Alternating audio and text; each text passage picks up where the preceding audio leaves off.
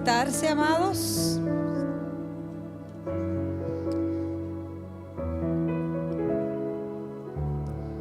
Hay personas que creen que el templo son estas 4 paredes, pero el templo del Espíritu Santo es el cuerpo de cada creyente. Nosotros somos el cuerpo, el templo de Dios, para poder entender los planes que Dios tiene para nuestras vidas. Como leyeron en Hechos capítulo 2, ¿de dónde viene Pentecostés? ¿Qué significa la inclusividad? Aquí en Canadá nos enseñan mucho acerca del multiculturalismo, de ser inclusive, de cuidado con nosotros tener algún tipo de discriminación.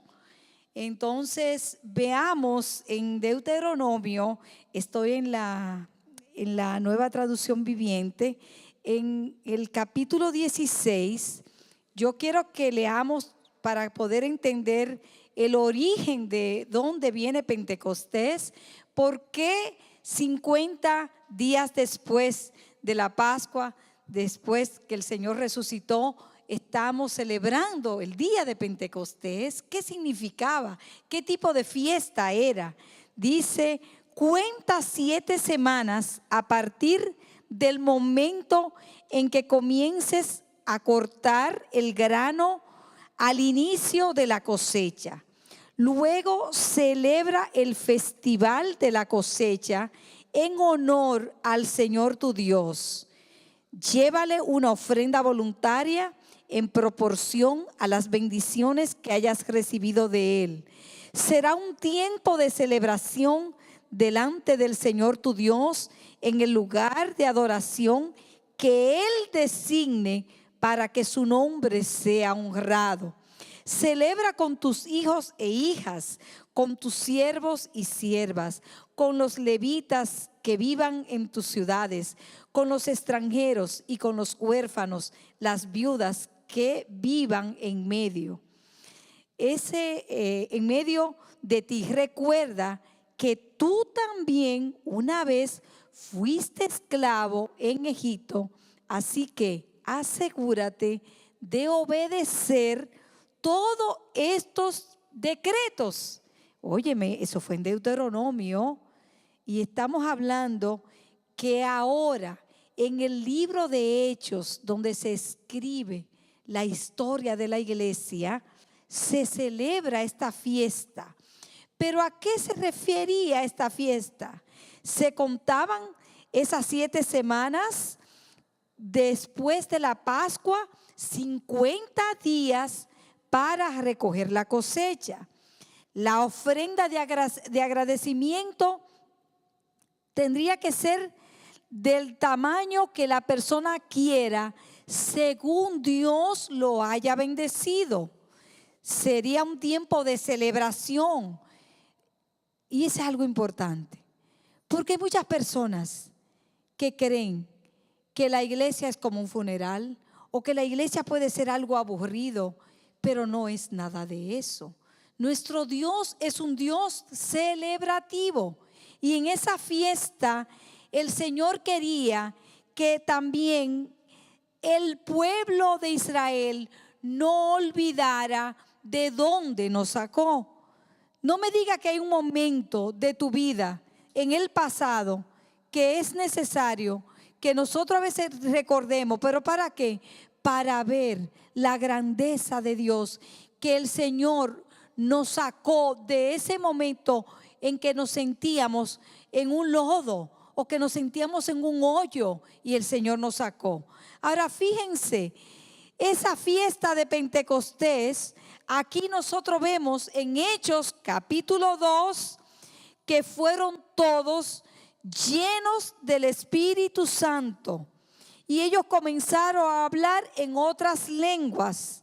Esta fiesta que se celebró, nosotros vemos a Jesús en Hechos capítulo 1 que ya sube al cielo y llega un momento que una gran multitud de creyentes se quedaban mirando hasta que un ángel le dijo: hey, ya no miren hacia arriba, pisen tierra, hay un trabajo que hacer. Ahora llega el momento de nosotros compartir las buenas nuevas de salvación.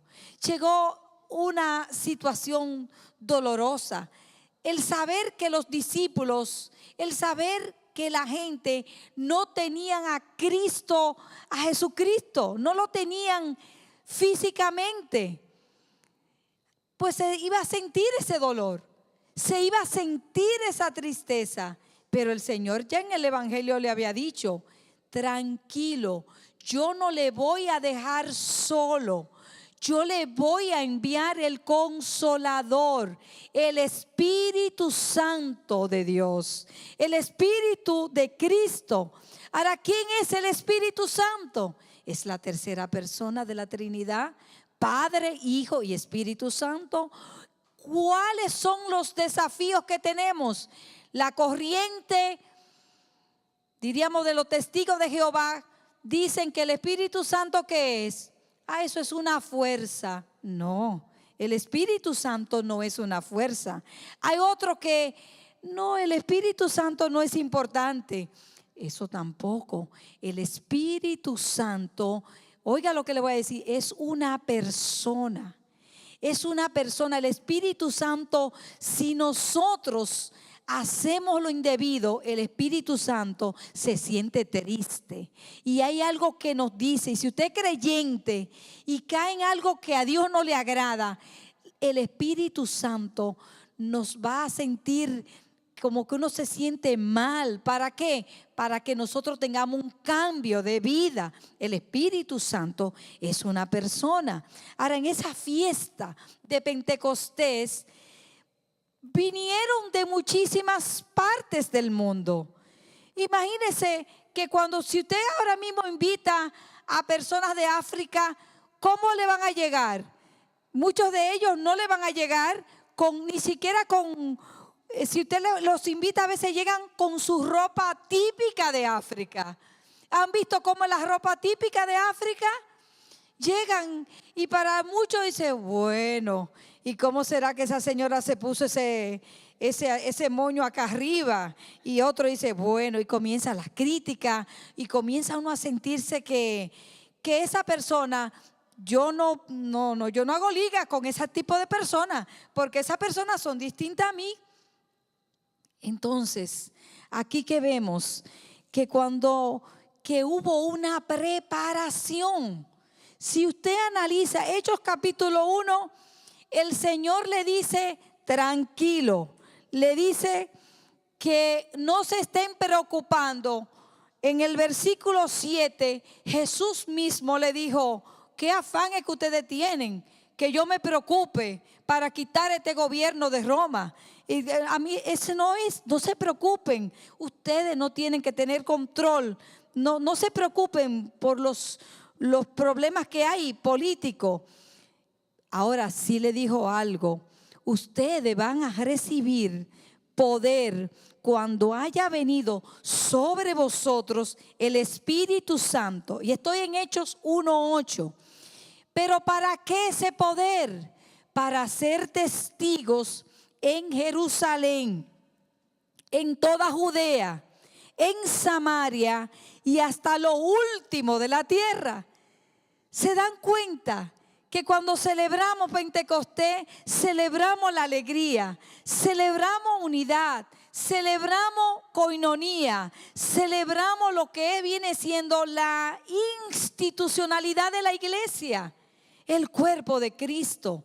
Ahora, cuando dice que el Señor nos va a llenar de ese poder, ¿y a qué usted cree que se refiere ese poder? Usted sabe, cuando una persona ha desobedecido o una persona ignora el poder de Dios, o una persona ya no le interesa al Señor, cuidado con eso. Cuidado con aquellas personas que menosprecian al Espíritu Santo. Llega un momento que en el Antiguo Testamento habla de un rey, que ese rey, él cometía su pecado y el pecado era la desobediencia. Y entonces el Señor permitió que al rey Saúl le atacara un espíritu malo, un espíritu maligno. Dice la Escritura en Primera de Samuel capítulo 16, los versículos 14 y 16, que el espíritu del Señor se había apartado de Saúl. Eso es triste. Y al apartarse, Saúl comenzó a tirar todos los trastes.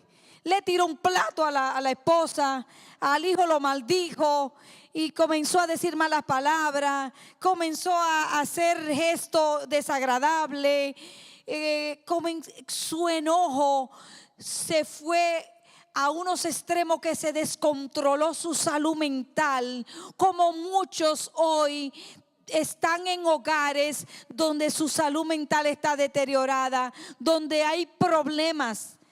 Y entonces, ¿qué pasó? Porque, bueno, dice que el Espíritu del Señor se apartó. Y cuando el Espíritu de Cristo se aparta, oye, como que Dios nos da una oportunidad. Pero nosotros no somos, el Señor es amor, pero también Dios es fuego consumidor. Y entonces este espíritu atormentaba a Saúl. Algunos de los siervos de Saúl le dijeron: mira, vamos a resolver esto. Un espíritu atormentador de parte de Dios te está afligiendo. Busquemos a un buen músico para que toque el arpa cada vez que el espíritu atormentador te aflija. Tocará música relajante y dentro de poco estarás bien. Oye, ¿cuántos años hace que sucedió eso? ¿Qué impacto tiene la autoridad, por ejemplo, de un padre sobre un hijo para decirle: no, tú no te me vas a quedar ahí dormido, camine, usted se va conmigo?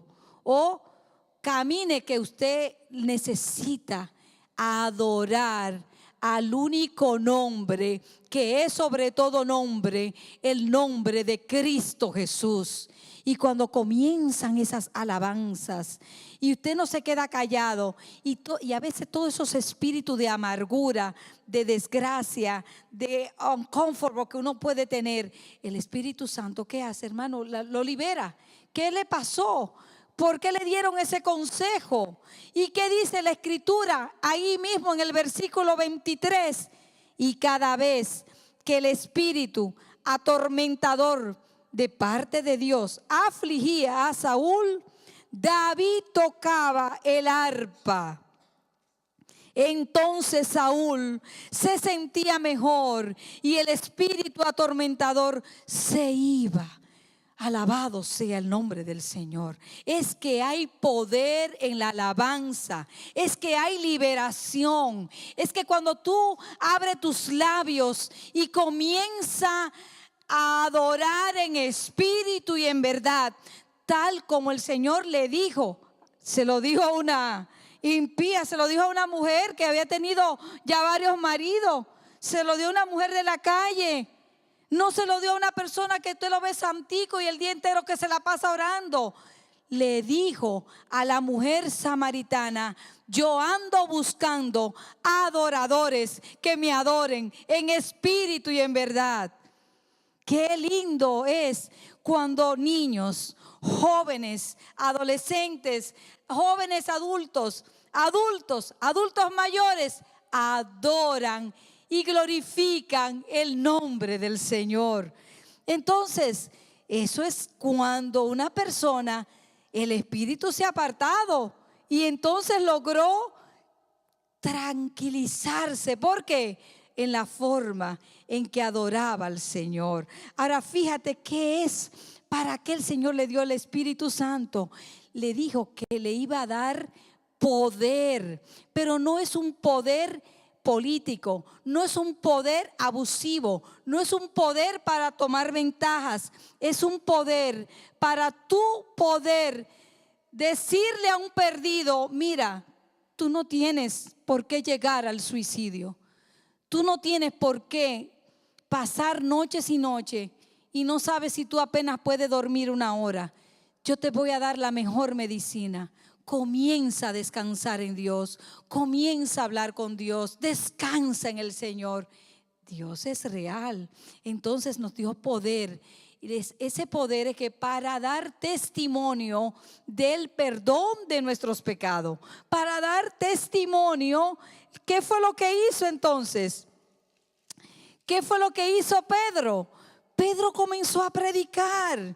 Cuando Pedro comenzó a predicar, y todo esto es al inicio de la iglesia, él le dijo, ustedes mataron al Hijo de Dios. Ustedes hicieron esto, le dijo a los judíos. No tuvo pelos en la lengua para decirle la verdad. Y dice que le escucharon. Primero habían 120, después 3,000 aceptaron al Señor. Pero ¿cómo? ¿De qué forma fueron ellos recibiendo y participando de esa fiesta tan celebrativa? Una fiesta de alegría, una fiesta de saber que el gozo es un fruto del Espíritu. Tú tienes que salir de aquí, que si aún esté cargado de situaciones difíciles, poder experimentar el gozo, la alegría de tener a Jesucristo. Entonces el Espíritu Santo es una persona, no es una fuerza. El Espíritu Santo vino y el Señor le dio el poder, le dio, ¿para qué? Para ser testigo, para que vayan y prediquen a Jesucristo. Ahora, ¿qué nosotros vemos? Capítulo 1, capítulo 2, nosotros vemos un pueblo. Capítulo 2, ahí mismo en el versículo 1, ¿qué dice? Cuando llegó el día de Pentecostés, ¿cómo estaban? Estaban todos unánimes juntos. Y de repente vino del cielo un estruendo como de viento recio que soplaba, el cual llenó toda la casa donde estaban sentados. Y se les aparecieron lenguas repartidas como de fuego, asentándose sobre cada uno de ellos. Eso fue un milagro demasiado grande. Fue algo tan grande. Cuando usted mira el fuego, cuando usted mira el viento, cuando usted mira ese fenómeno que pasó y que ellos podían hablar y era en su propia lengua, y todos ellos, todos los que vinieron, y ahí dice de dónde ellos vinieron, de cada uno de donde vinieron, ellos fueron llenos del Espíritu Santo. ¿Y qué dice el versículo 12? Y estaban todos atónitos, perplejos, y se decían unos a otros, ¿y qué quiere decir esto? Mas otros se burlaban. Yo quiero contar una experiencia, porque la iglesia de Jesucristo somos tú y yo. Hace quizás algunos casi 30 años, escuché en una conversación, primero lo escuché, que eso fue en África, que decían, ¿ustedes no han ido a Toronto? ¿Qué? ¿Y qué es lo que está pasando en Toronto? Que en Toronto hay una iglesia que el que se quiera convertir en un caballo, se convierte en un caballo, y el que quiere ser una gallina, sea una gallina. Y yo, ¿cómo? A nivel sociológico, yo participé de esa reunión. Luis Sena, que el arquitecto, un siervo de Dios, estaba en África. Y me dice, no, Belki, pero si tú estás en Toronto, tú tienes que ir a ver eso. Y yo, ¿cómo? Pero yo tengo que ir a ver eso. Y dice, no, es que muchos vienen en aviones, vienen en buses de Estados Unidos, y es que hay una manifestación del Espíritu Santo de Dios. Digo yo, ¿cómo? ¿Y qué manifestación será esa? Mire, porque es que nuestro Dios es un Dios de orden. A la Biblia lo dice en Corintios, si usted entra aquí a la iglesia y usted encuentra un desorden, dice, vámonos de aquí, porque esto aquí lo que parece un manicomio, un lugar de loco. Eso no es eso. Bueno, pues yo fui a ese lugar. Y cuando yo fui emocionada, porque yo quería saber qué era lo que era para ellos estar lleno del Espíritu Santo. Y cuando yo fui y yo vi un personaje una de las hermanas haciéndose de una gallina y yo, ay, Dios mío, no estoy criticando. Y después apareció un varón y ese era el caballo. Pero eso parecía, yo no sé, eso fue un movimiento internacional que aún de pastores de sana doctrina, pastores de sana doctrina de Estados Unidos, viajando aquí a Toronto para ver el show de la presencia del Espíritu Santo, porque ellos le daba, porque como hay problemas la gente tenía que reírse y como y risa, pero como con una risa sin sentido. Eso es una locura. Eso no es estar lleno del Espíritu Santo de Dios. El estar lleno de la presencia del Espíritu Santo de Dios es vivir una vida que le agrade a Dios. Es vivir una vida en el temor de Dios. Entonces vemos nosotros que, bueno, algunos no entendieron. Y entonces al no entender, Pedro le dijo, hey, espérense, yo le voy a decir, es que lo que está pasando es un mensaje de promesa y el que Dios tiene. Escuche, aunque tu situación esté tan difícil, Pedro le dijo, no tiene que haber confusión. Es que se está cumpliendo lo que dijo el profeta Joel, que en los últimos tiempos, ¿qué pasaría? En los postreros días, dice Dios, estoy en Hechos capítulo 2, versículo 17, dice: derramaré de mi espíritu sobre toda carne. Nuestros hijos, nuestras hijas profetizarán. Profetizar quiere decir conocimiento de la palabra de Dios. Enseñarán la palabra de Dios. La gente está equivocada y creen que profetizar es hablar lo que te parece o es algo en el futuro. Incluye una profecía, pero es la palabra de Dios, es la profecía más correcta según dice la Escritura. ¿Qué dice?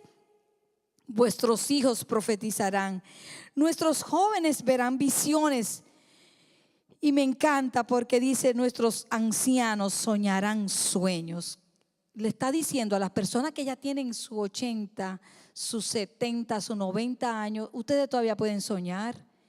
Ustedes saben que aquí en la iglesia la persona más mayor es don Víctor. Y nosotros amamos a don Víctor, que si a don Víctor le da un dolor de cabeza, nosotros estamos preocupados. Y nosotros le decimos: Señor, mira, es don Víctor, el mayor acá. Y nosotros oramos para que el Señor le dé mucha calidad de vida y salud de vida a don Víctor. Y así esperamos que el Señor siempre guarde a su iglesia.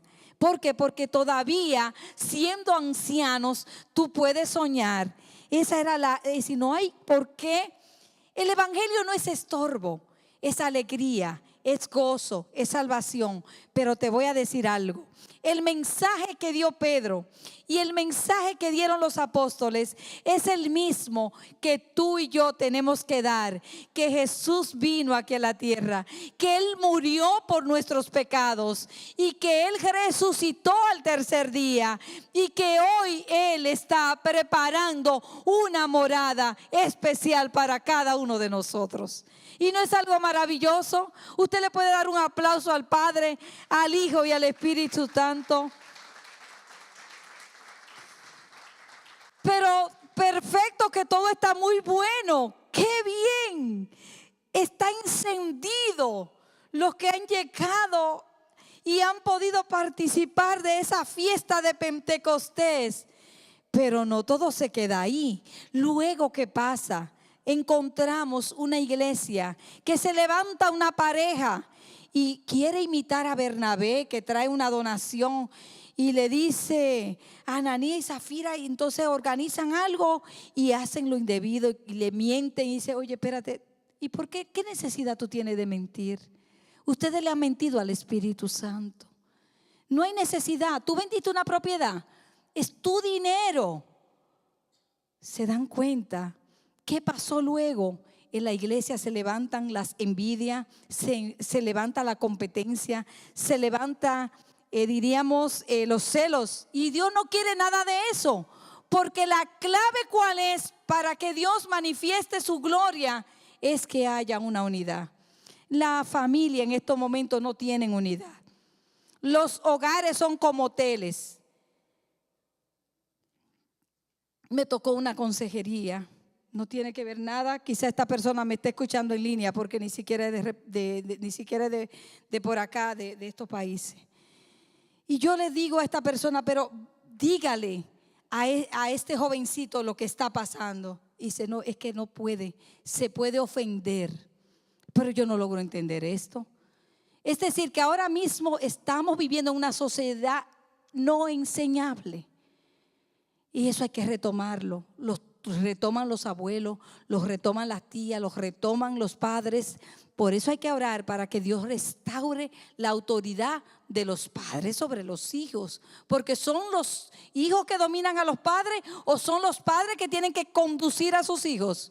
Son los padres que tienen que decirle, me disculpa, aquí que yo te quiero. Oh, sí, si tú lo dejas. No, yo me voy a ir por allá, porque ahí no hay supervisión, no hay monitoreo, nadie conoce. Nadie te conoce y tú llegas como a un lugar donde tú no conoces nada. Ahí dice la escritura, donde Dios te ha bendecido, donde Dios te ha colocado. Ahora, ¿qué vemos?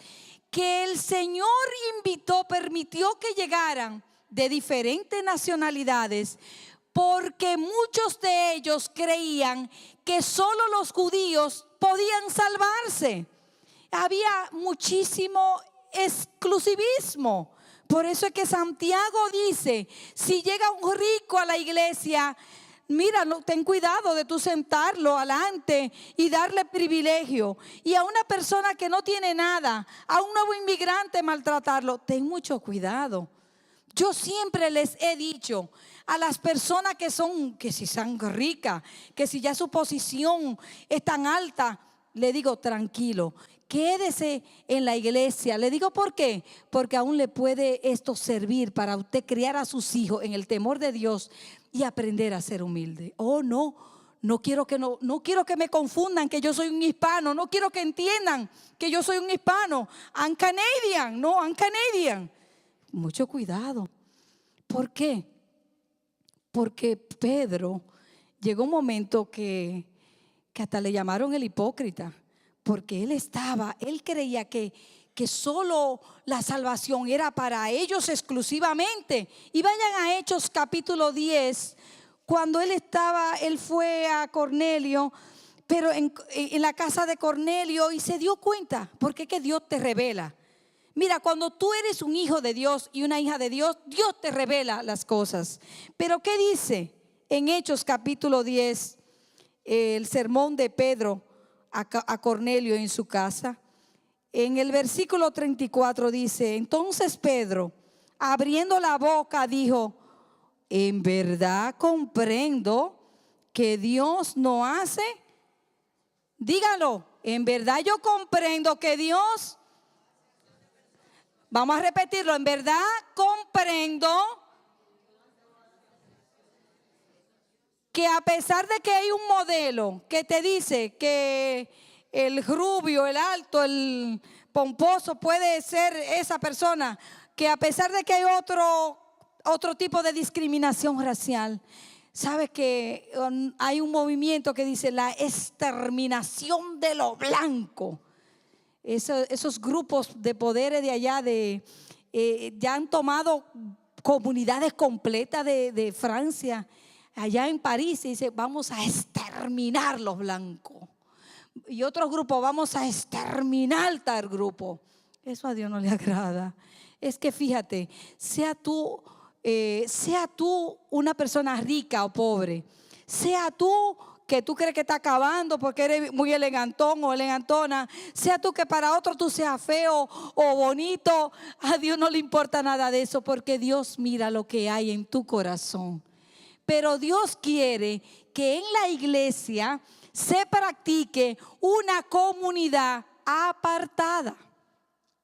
Una comunidad que sea, yo no voy a decir que quizás sea como esa, porque ellos llegaron a vender todas sus propiedades. Entre ellos no había necesitado. Es que es una fe que tú me la llevas a la práctica. No me digas que eres creyente y va a ver a tu hermano desnudo y no vas a responder a tu hermano. No podemos ser tan egocéntricos. Entonces es una práctica ¿de qué? Es una práctica de comunidad, de comunión. Por eso compartían el pan. Pero entre ellos, hermanos, había esa comunión los unos a los otros. ¿Y usted sabe cuál era la clave? Dice que la palabra de Dios se expandía por diferentes ciudades. ¿Qué es lo que nosotros expandimos? Tiene que ser la palabra de Dios. Dios no anda, hermanos, preocupado por muchas cosas que a veces nosotros nos preocupamos. Nos preocupamos mucho por lo estético. Nosotros nos preocupamos muchas veces por lo que dirán. El Señor anda buscando gente, personas que con humildad puedan decir: yo necesito un cambio de vida. Y ese fue el mensaje. Ese mensaje no ha cambiado. El que llevó Pedro sigue siendo el mismo. Y él le dijo en Hechos capítulo 2, el versículo 38, ¿qué le dijo? Si pueden ir conmigo, para que ustedes vean, no te canse. Si alguien viene y te predica de cosas muy atractivas a ti, ten cuidado. Nosotros no podemos cambiar lo atractivo por lo que es un mensaje expositivo de la palabra de Dios. La palabra de Dios es la palabra de Dios. El Espíritu Santo es la única vía para poder ascender al cielo, a encontrarnos con Jesús en las nubes y así estar con Él siempre. Entonces está prohibido para nosotros predicar fábulas artificiosas o testimonios inventados para llamar la atención, para decir: wow, qué predicadora. Ahí sí hay unción y poder. Uno tiene que tener mucho cuidado. El Espíritu Santo un día le dice a uno: hoy es un culto de ungir a la persona, vamos a hacerlo, pero no puede ser un relajo, porque la palabra de Dios dice: cuidado, tú no puedes estar poniendo las manos con ligereza, ni que todo el mundo esté poniendo manos, ni que todo el mundo esté, no puede ser una predicación de invento para llamar, ni tampoco puede ser una predicación de rumores que no esté. Todo tiene que estar fundamentado bíblicamente. Ahora te voy a decir cuál era la predicación, y con eso yo voy a concluir el mensaje para que podamos entender en esta mañana que el Espíritu Santo es la tercera persona de la Trinidad. El Espíritu Santo, si tú y yo hacemos algo indebido, dice en Efesios capítulo 4 que tú y yo no podemos contristar al Espíritu de Dios con el cual tú fuiste sellados para el día de la redención. Ten mucho cuidado. Si eso ha pasado, ten cuidado, porque puede caer como en Saúl, que él no prestó atención. Nosotros tenemos entonces que mirar cuál es el mensaje. Es el mismo, no ha cambiado. Ten paciencia, ten un minuto más y lee conmigo Hechos capítulo 2. Y una vez más te digo que este es el mensaje que el Espíritu Santo nos dice a las iglesias. ¿Qué le dijo Pedro? Pedro les dijo, estoy en Hechos 2:38. Pedro les dijo: arrepentíos y bautícese cada uno de vosotros en el nombre de Jesucristo. ¿Para qué? Bueno, parece que no están. Yo me paro aquí hasta que ustedes lo tengan, porque ese es el propósito mío. Que si la situación está mala, usted dice: wow, pero ahí dice que yo tengo que tener un cambio, y ese cambio no viene por mí. ¿Qué es lo que dice Hechos 2:38? Arrepentíos y bautícese cada uno de vosotros en el nombre de Jesucristo. ¿Para qué? Para perdón de los pecados, y recibiréis ¿qué? El don del Espíritu Santo, porque para vosotros es la promesa, para vuestros hijos, para todos los que están lejos, para cuanto el Señor nuestro Dios llamare. Oye, ¿y qué dice? Y con otras muchas palabras testificaba y les exhortaba diciendo: sed salvos de esta perversa generación. Así que los que recibieron su palabra fueron bautizados y se añadieron aquel día como 3,000 personas. Tan sencillo. Mira, yo no critico esas iglesias que tienen miles de personas, porque puede ser que ellos estén haciendo un trabajo evangelístico bueno. Porque tampoco uno no se puede, porque es chiquito, ay, que son las iglesias chiquitas que se van a salvar. Eso no, eso no. Es una responsabilidad tuya y mía, la de predicar en un cambio que solamente Jesucristo lo puede dar. Se sumaron 3,000 y termino con el 42, y perseveraban en la doctrina de los apóstoles. ¿Sabe qué era la doctrina de los apóstoles? Miren esto, mira. No, tú no tienes que esperar el domingo, tú la tienes hasta en el teléfono. Perseveraban en la escritura. Esto es, perseveraban en la escritura. Lo que el Señor espera de cada uno de nosotros. ¿Y en qué más perseveraban? En la comunión unos con otros. Óyeme, como ese sosegamiento. Óyeme, no me traiga guerra. Tráeme paz. Tráeme una palabra de aliento. Tráeme quietud. Tú comes todos los días en tu casa y tú estás esperando la cena. Bueno, me encanta el domingo porque llegan todos y le preparo la cena. Es muy importante esta comida espiritual. Y en el partimiento del pan, lo que vamos a hacer abajo para celebrar la bienvenida del bebé de Samantha. ¿Y qué más? Y en las oraciones. Estamos claros. Tú no puedes estar esperando alegría y gozo y excluirme la oración. La oración es sumamente importante. Inclina tu rostro. Padre de la gloria, gracias porque tú no quieres que tengamos asesión de personas. Tú no quieres exclusivismo. Tú quieres un pueblo unido y en oración. Y eso es el Pentecostés. Es ese nacimiento de la iglesia. Es una llenura del Espíritu Santo. Es una alianza contigo. Oramos, Dios Todopoderoso, para que este mensaje expositivo llegue a cada corazón.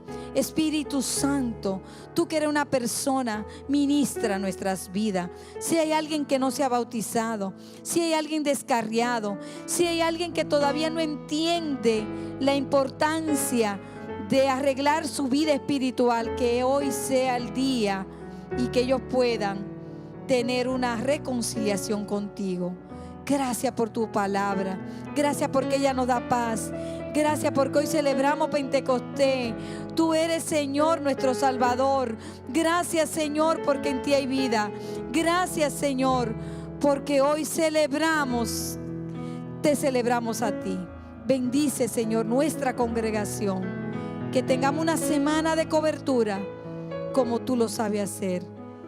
Cuidándonos, librándonos de accidentes, de cualquier célula en el cuerpo que se vaya a dañar, de cualquier espíritu que venga a estorbar. Líbranos, mantén nuestra mente sana, mantén nuestro cuerpo sano y nuestras vidas en comunidad sana. Te lo rogamos en el nombre del Padre, del Hijo y del Espíritu Santo. Amén. Y decimos...